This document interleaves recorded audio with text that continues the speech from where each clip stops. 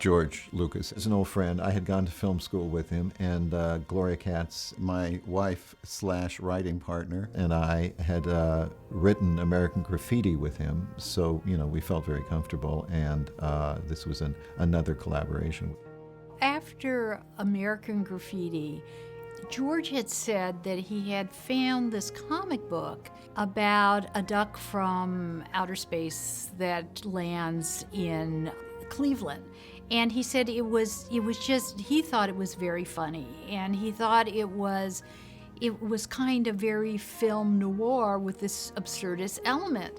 And we sort of forgot about the idea. But then by the sort of early 80s, we began to think, well, maybe there is, as ridiculous as this idea sounds, maybe there is something that would be very entertaining in this film and very unusual. I think the attraction was that it was going to be entertaining and fun and sort of off the wall. I mean, it was very different than the things we had been working on previously. So we looked forward to that. Are you ready for an incredible story? Help! Somebody help!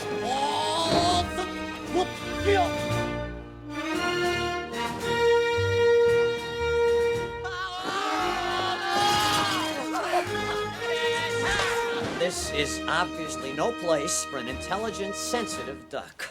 Well, Steve Gerber, we met with him and talked to him about the comic book and how he saw Howard's journey on Earth. And, he had a very unique sense of humor.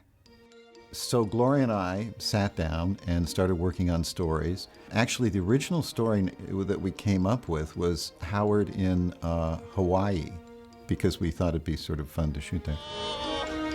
And we didn't really want to explain why Howard ended up on Earth. But, everybody in the movie business being very literal, you have to start from Duck World, explain what happened to Howard.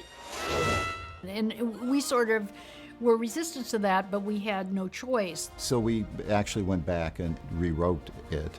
We actually used quite a bit of the original story of how Howard arrived from the Steve Gerber comic. And there was always sort of goofy humor, and there was a love story, and yet there would be suspenseful, darker elements too. So we incorporated all of those, and it was a juggling act. Listen! Huh? You got someplace to go? Hey, if I had someplace to go, I certainly wouldn't be in Cleveland.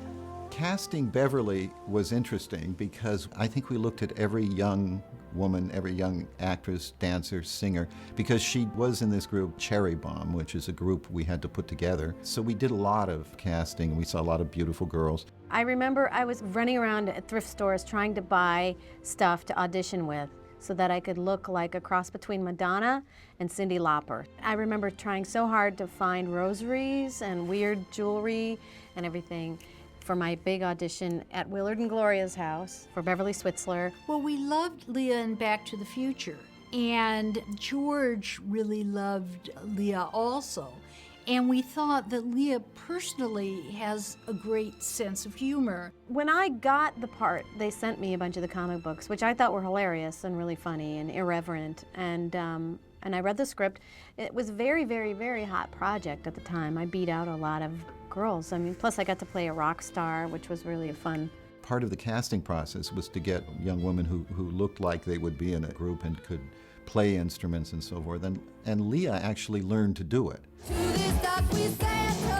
I really wasn't a singer, and I had to work really hard. They worked me every single weekend, and they kept threatening me that they might not let me really do the singing. Even halfway through the shooting, I don't think they were entirely convinced whether they were going to keep my voice, and they did.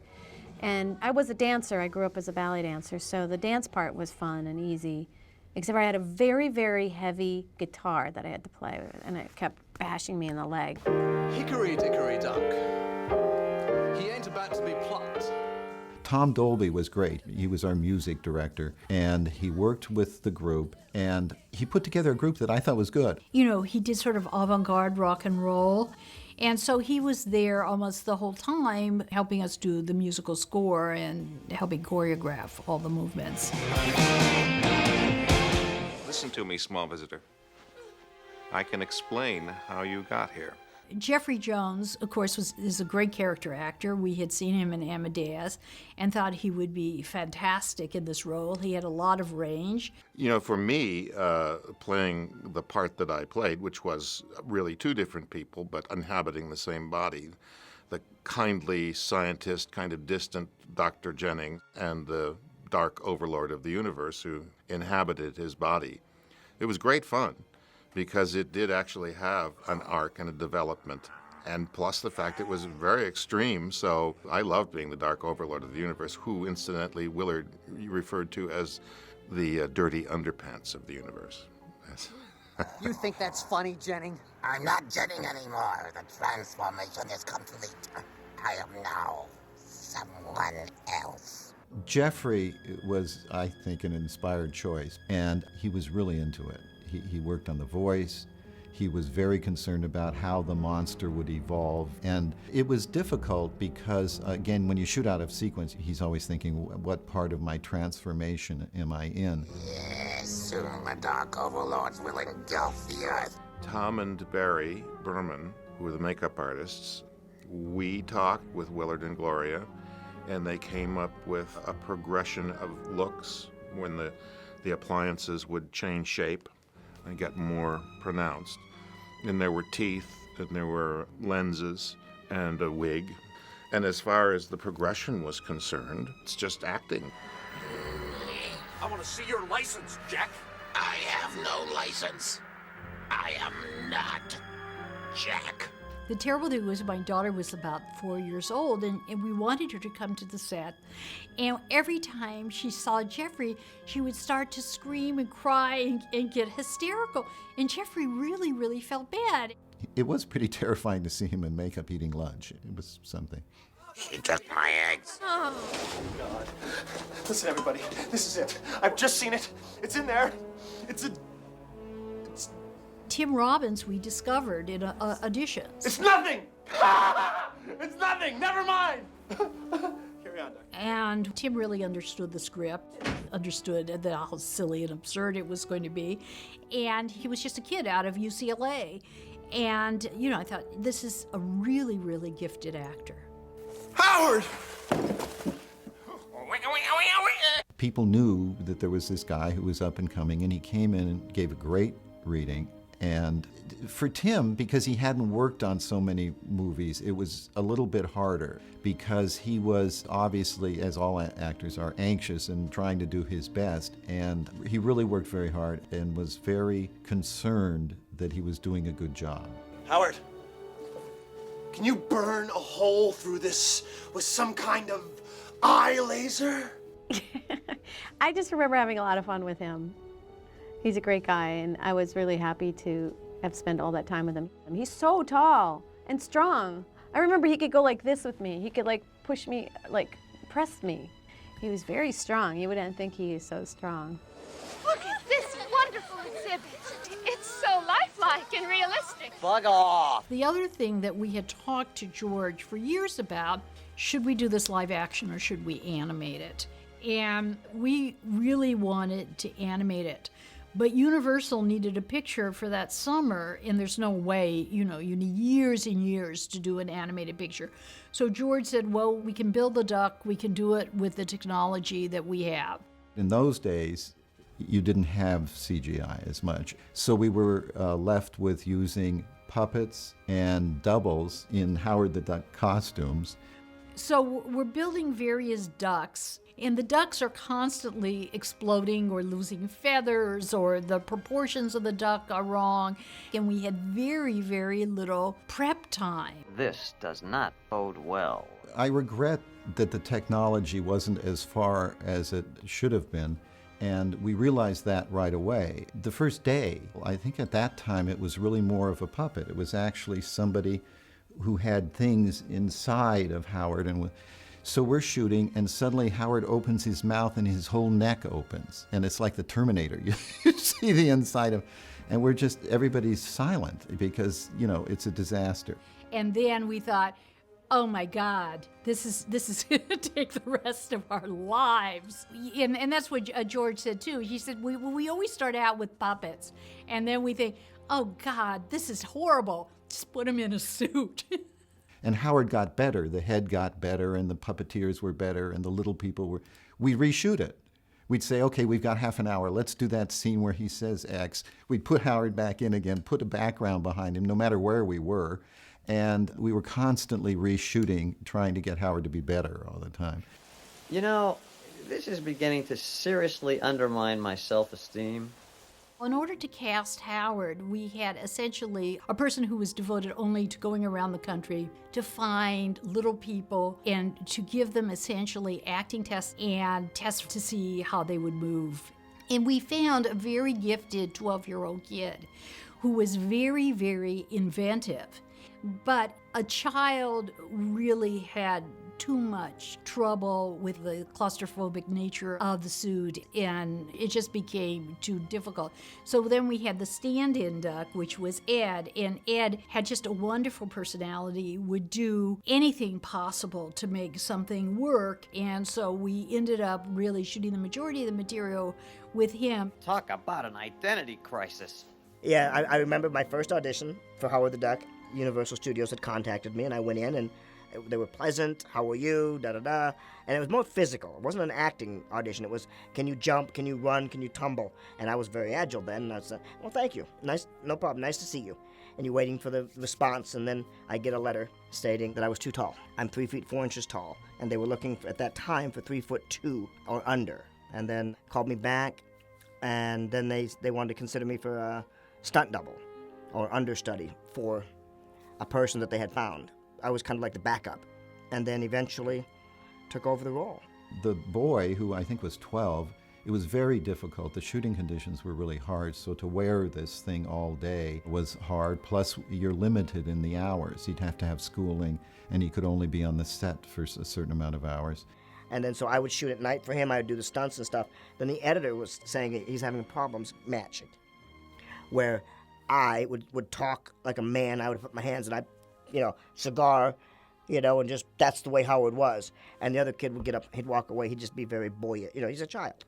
Plus, I was supposed to be in love with them, so I was much happier when Ed was in there because Ed was sweet and he worked really, really, really hard. And it was just easier to get through the day and imagine that I was in love with this duck when it was Ed. We also had a young woman, a little person, who did stunts. And she was really sort of this stunt woman doing Howard. So it was a combination of a lot of different things. And it was like the Man in the Iron Mask. They had to wear this helmet. I think it was like one of the first fully self-contained animatronic suits, meaning it wasn't connected by hardwire. The motors were in the head, the cables ran up my back, I wore a battery belt, and it was all remote control. And then we had a bank, I think, of 4 different puppeteers who were using little joysticks, and one person was only concerned about the eyes when they blink, when they look right and left. Somebody would be doing the mouth and so forth. And it was a nightmare of coordination. I mean, they really had to know and rehearse and so forth what they were doing. Sometimes we'd be shooting and the duck would just, the face would just start going, and they'd go, a plane is going over, or someone's using their garage door opener. And the worst thing was that they would do the duck's close-up before mine. I was like, dude, I'm the leading lady. Can't you do me before the duck? No. Ed Gale, even though he was wearing this costume, really became Howard the Duck. And he took it very seriously. He worked as an actor. He wasn't just a guy in a little suit. My only vision was through the mouth, and obviously only when it was open. And then we also discovered I had a natural talent of memory and knowing where I'm at when I can't see. I just had the sense of knowing where I was. And then a lot of times we would rehearse, I would rehearse backwards. So if I had to walk up to you 10 steps, I would walk backwards 10 steps. And then on action, walk forward 10 steps. Make yourself at home? Make myself at home? I wish. And of course, it was equally odd because there was really no voice. I mean, the voice of Howard was added later. What? I don't need any more of your sympathy, your charity. When it came to dialogue and reading the script, I think we tried for a minute For me to actually speak and do the dialogue, it was hard to hear me. It was muffled, and the director was like, "Okay, don't talk." And eventually, what they did was the lead puppeteer was Tim Rose, and they gave him a microphone and a miniature speaker off the side, and he would do the dialogue. You know, and those suits are hot and claustrophobic, and you have all those gears running. You know, you'd see little Howard sitting there between takes, and they'd have a hair dryer stuffed in his bill to keep him cool. It was quite a trial. Ed was a real trooper. He really was great. It was very difficult to get in and out of the suit, so he had to be in it for a long time, and you couldn't go to the bathroom, so you had to hold it. Going to the bathroom was interesting. It was really funny, though. It's a lot like football players. They sweat so much, you never have to go, because if you're drinking and sweating, it never hits your kidneys, So I never really had to go. And I didn't think about that for like weeks into the show. And I'm like, yeah, I don't go to the bathroom, do I? Drinking lots of Gatorade. You think I might find happiness in the animal kingdom, Ducky? Like they say, Dal, love's strange. We could always give it a try. When it came to the love scene, we decided to try to make it seem like, oh my God, this is going to become a sex scene. And he starts getting very nervous, like, wait a minute, is this really going to happen? And that's when he's not able to control himself and his head feathers go up, which took months of technological stuff to get his head feathers to go erect. But it was fun. I mean, not every day on this movie was fun. That day was actually one of the more pleasant ones. I've got a headache. And I got the aspirin. We pushed all those sort of sexual connotations, but people were really upset with it at the time because they kept saying, oh, who is this film for, children or adults? And I would say, well, it's for anyone who finds it amusing. This is not what you think. We're just very good friends. Well, I have a very off-center kind of sense of humor, so I appreciated the whole idea of having a love scene with a duck. I thought it was hilarious. Must be mating season. We deliberately said, okay, this is based on a color comic book, and the two people who really contributed to the 80s comic book look were Peter Jameson, who was the production designer, who did fantastic sets using primary colors, and Richard Klein, who was the director of photography and who had done a lot of movies and was really a rock in the midst of the worst situations. You know, I could always depend on Richard because he had been through worse situations before. Joe Tompkins, who did the costumes, did a great job. I mean, Cherry Bomb, the girls' group, is very 80s, and we had punks and the whole scene in the nightclub in the beginning. Go on in, Frankenweenie. We finally found you a date. We had beautiful costumes. I still have them, and we had a beautiful costume house because they had to make all the duck costumes, so they spent the big bucks. It's my fault I got a shoplift at the Little Tyke section of Goodwill. I'm still upset about my hair in Howard the Duck because I should have worn a wig. It took about, 2 hours a day, and she'd crimp it, and it would smoke, and I don't even know how I have a hair on my head left.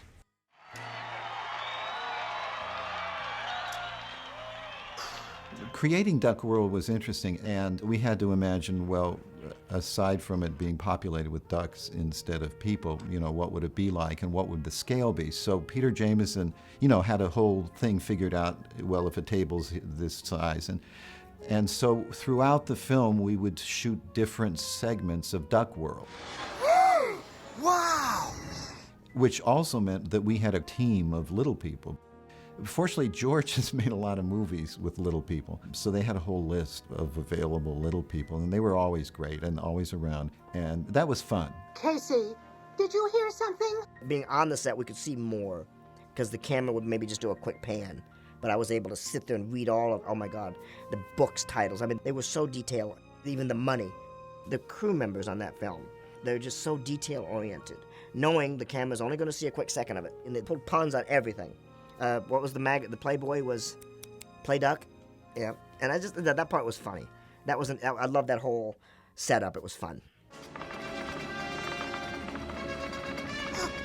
He's sitting in his chair in his living room on his planet. What is going on here? and suddenly the chair takes off and he's blasted through walls and out into space. A lot of that was actually done practically, and the chair was on a wire, and he would be pulled across a miniature room, and the wires were there. So they would take those shots and put them in the computer and take the wires out. Well, in those days, it was a big deal. Nowadays, they do it on television every day. I mean, it's not a big deal. So it really was right on the cusp of technology changing. The scene in the restaurant when the ketchup blows up and all that, they built that set, and we were there for a month. It's really hard to be funny when you've done every angle, including the ketchup's POV. When they got to the ketchup's POV, I was like, no! You know, it's hard to tell a joke that many times. Yes, my boyfriend!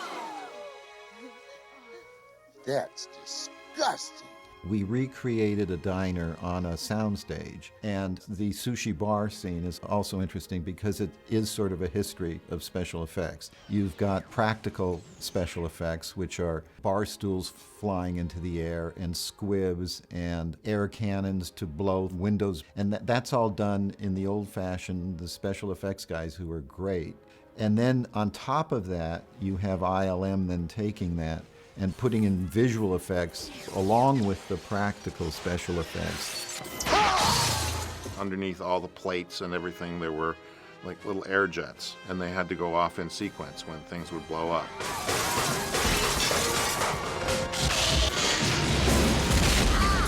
They get the point, Denning. The problem is when you use special effects and they do not work, you're losing so much valuable time and have hundreds of people standing around.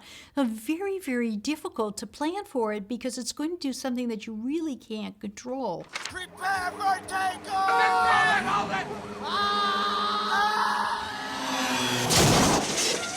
The other sequence, which actually almost became a second movie being shot simultaneously, was the ultralight sequence, in which Phil, the Tim Robbins character, and Howard end up in an ultralight flying through Petaluma, which is actually where they shot American Graffiti. So it was sort of a return to the main street of Petaluma.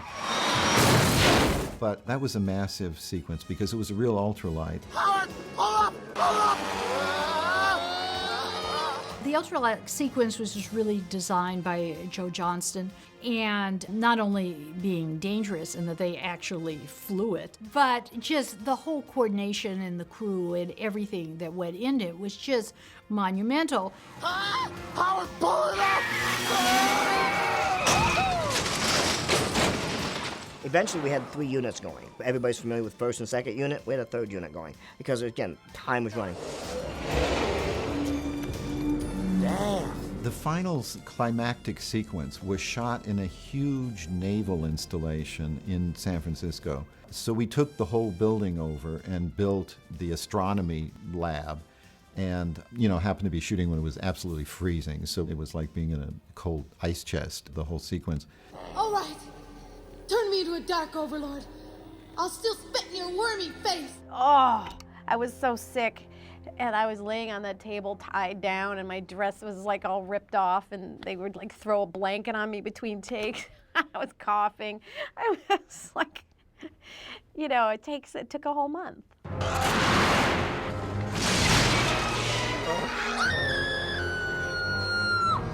In the last sequence, when the Dark Overlord finally becomes a creature, a huge monster, we had Phil Tippett, who was the master in this area, build it.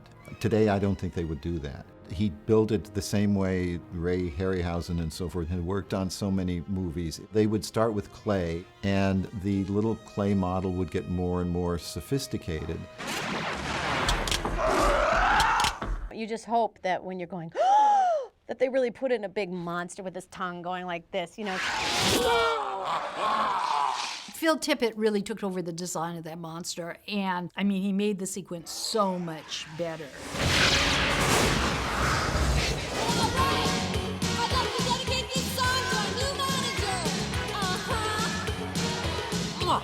We had the big concert scene at the end where Howard finally goes on stage, and it was shot in a big auditorium in San Francisco. And Tom Dolby and George Clinton had come up with this really great, funky Howard the Duck sort of theme song that we got to do at the end. So it was like, doing our own little rock concert with Howard. They call him Howard the Duck. No way to conceal it. What I also remember is I never got a day off, because my days off would be spent working on the choreography, learning the guitar, and recording. We had to record all that music before we shot it.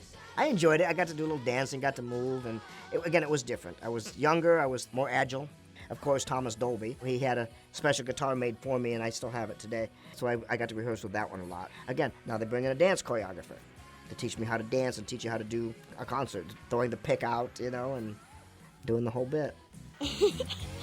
Not bad for a duck from outer space. You were great, Ducky. The last shot in the movie, the idea there is that their relationship builds and continues. I had a crazy couple of years, because in Back to the Future I was supposed to be in love with my son, and then in Howard the Duck I was supposed to be in love with the duck. I was very confused. The idea was that there was going to be a future for them and for perhaps the movie. Maybe there'd be a sequel. Of course, it never happened. But we like to think that Howard and Beverly stayed together.